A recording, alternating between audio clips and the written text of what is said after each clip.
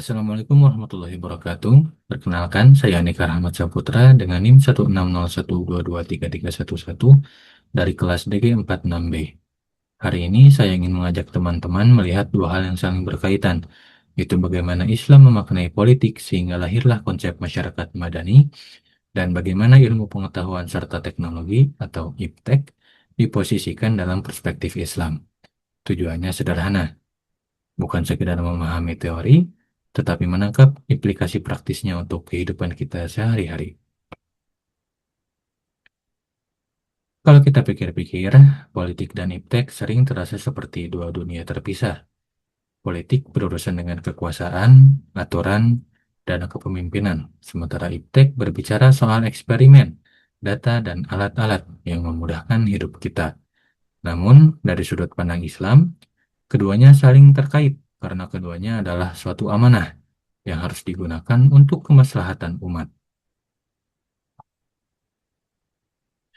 Ketika kita bicara tentang politik dalam Islam, istilah kuncinya adalah siasah, yakni seni untuk mengatur urusan umat, untuk mencapai keadilan dan kemaslahatan.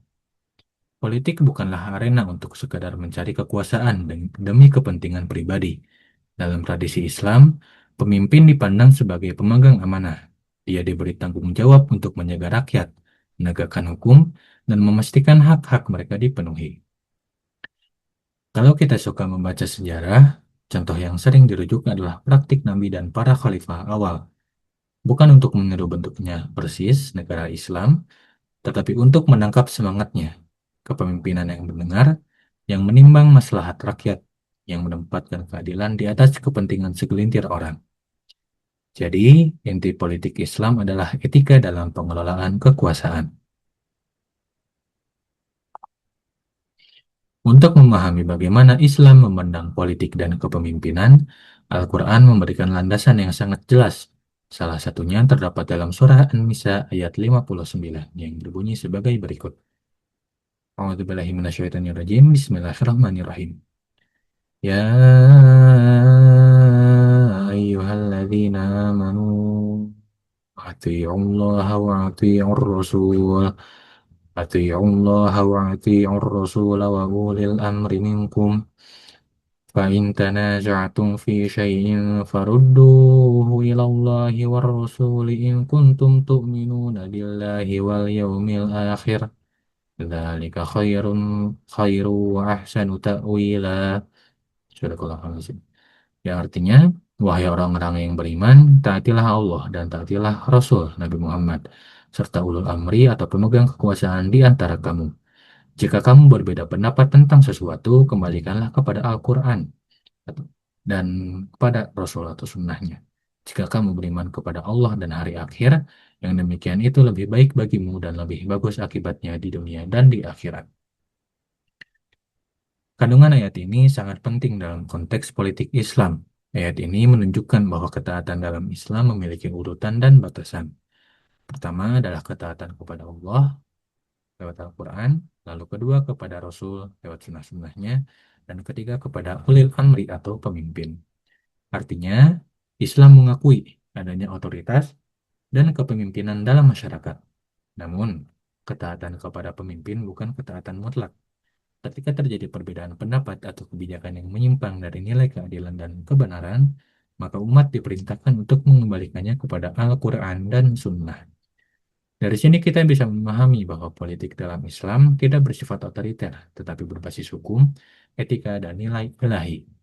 Pemimpin tidak berdiri di atas hukum, melainkan tunduk pada prinsip-prinsip keadilan yang ditetapkan oleh Allah dan Rasul-Nya. Jika pada ayat sebelumnya Al-Quran menjelaskan tentang posisi kepemimpinan dan batas ketaatan kepada penguasa, maka Rasulullah SAW melengkapi konsep tersebut dengan penekanan pada sikap umat terhadap urusan publik dan politik. Dalam sebuah hadis yang diriwayatkan oleh Al-Hakim, Rasulullah SAW bersabda,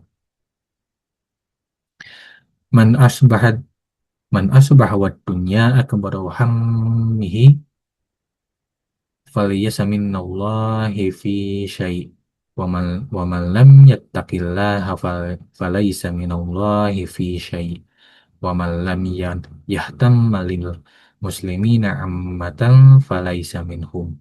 Yang artinya, barang siapa di pagi hari perhatiannya kepada selain Allah, yakni dunia semata, maka Allah akan berlepas dari orang itu sedikit pun. Barang siapa yang tidak bertakwa kepada Allah, maka ia tidak akan mendapatkan apapun dari Allah sedikit pun.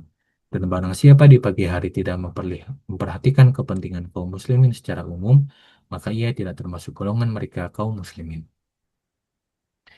Hadis ini mengandung pesan yang sangat tegas. Rasulullah SAW tidak hanya menekankan ibadah personal, tetapi juga kepedulian terhadap urusan umat secara luas. Dalam Islam, sikap tidak peduli terhadap kondisi sosial, keadilan, dan urusan masyarakat bukanlah sikap yang netral, tetapi sikap yang dicela.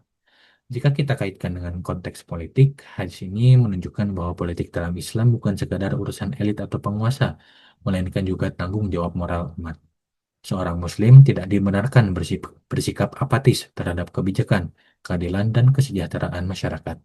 Dengan kata lain, Islam memandang politik sebagai bagian dari pengabdian kepada Allah. Kekuasaan hanyalah sarana, sedangkan tujuan utamanya adalah menjaga kemaslahatan umat dan mencegah kezaliman. Apabila kepemimpinan dijalankan berdasarkan nilai ilahi dan umat memiliki kepedulian terhadap urusan bersama, maka kondisi ideal yang ingin dicapai adalah terbentuknya masyarakat yang beradab. Inilah yang dalam Islam disebut sebagai masyarakat madani. Lalu apa itu masyarakat madani? Bayangkan sebuah masyarakat di mana ruang publik tersedia untuk berbagai suara, di mana warga aktif berpartisipasi, di mana ada penghormatan terhadap hak asasi, dan dasar hukum itu ditegakkan secara adil. Itulah yang dimaksud masyarakat madani. Bukan keseragaman mutlak Islam, melainkan hidup bersama yang didasari etika, toleransi, dan tanggung jawab bersama. Namun tantangannya nyata, seperti korupsi, kesenjangan, dan lemahnya penegakan hukum mengikis cita-cita ini. Karena itu, peran warga termasuk kita semua penting, bukan hanya mengkritik, tetapi terlibat dengan cara yang konstruktif. Misalnya, ikut dalam forum warga, mengawal program publik, atau menyebarkan informasi yang akurat. Selanjutnya, lalu mengapa iptek menjadi relevan? Karena iptek ini adalah alat. Alat bisa mempercepat keadilan, misalnya lewat transparansi anggaran atau data terbuka. Tetapi alat juga bisa disalahgunakan. Data bisa dipalsukan, algoritma bisa memperkuat bias, dan teknologi bisa mengawasi warga tanpa akuntabilitas. Maka pertanyaan yang harus selalu kita tanyakan adalah, untuk siapa iptek diciptakan? Untuk tujuan apa? Dalam Islam, jawaban idealnya harus selalu kembali kepada maslahat. Apa yang membawa kebaikan bagi umat. Islam mendorong ilmu. Wahyu pertama yang turun adalah perintah Iqra. Bacalah dalam surat Al-Alaq seperti berikut. Bismillahirrahmanirrahim. Iqra bismi rabbikal ladzi khalaq. Khalaqal insana min 'alaq. Iqra wa rabbukal akram. Alladzi 'allama bil qalam. 'Allamal insana ma lam ya'lam. Yang artinya, bacalah dengan menyebut nama Tuhanmu yang menciptakan. Dia menciptakan manusia dari segumpal darah. Bacalah, Tuhanmu lah yang maha mulia, yang mengajar manusia dengan pena. Dia mengajarkan manusia apa yang tidak diketahuinya. Melalui ayat ini, kita bisa memahami bahwa perintah pertama yang Allah turunkan kepada Nabi Muhammad SAW bukanlah perintah sholat, puasa, atau jihad, melainkan perintah membaca dan belajar. Ini menunjukkan bahwa Islam meletakkan ilmu pengetahuan sebagai pondasi utama dalam membangun peradaban manusia. Namun yang menarik, perintah Iqra ini tidak berdiri sendiri, melainkan disertai dengan kalimat Bismi Rabbik, dengan menyebut nama Tuhanmu. Artinya, dalam perspektif Islam, ilmu pengetahuan dan teknologi tidak boleh dilepaskan dari nilai ketuhanan dan juga moral.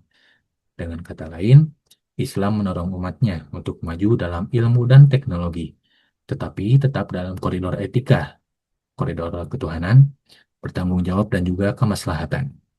Inilah yang membedakan pandangan Islam terhadap iptek dengan pandangan yang hanya berorientasi pada kemajuan material semata. Terakhir, untuk kesimpulan, politik dalam Islam adalah amanah yang harus dijalankan dengan etika. Iptek adalah sarana yang harus ditempatkan pada tujuan yang jelas. Dan kita, sebagai generasi penerus, punya tanggung jawab untuk menggunakan ilmu dan teknologi demi kemaslahatan bersama. Bukan hanya tahu, tetapi juga berbuat.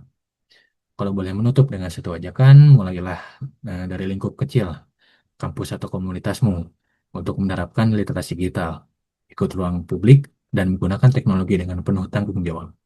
Bila banyak dari kita yang melakukannya, maka kita ikut menyuburkan masyarakat madani yang adil dan bermartabat.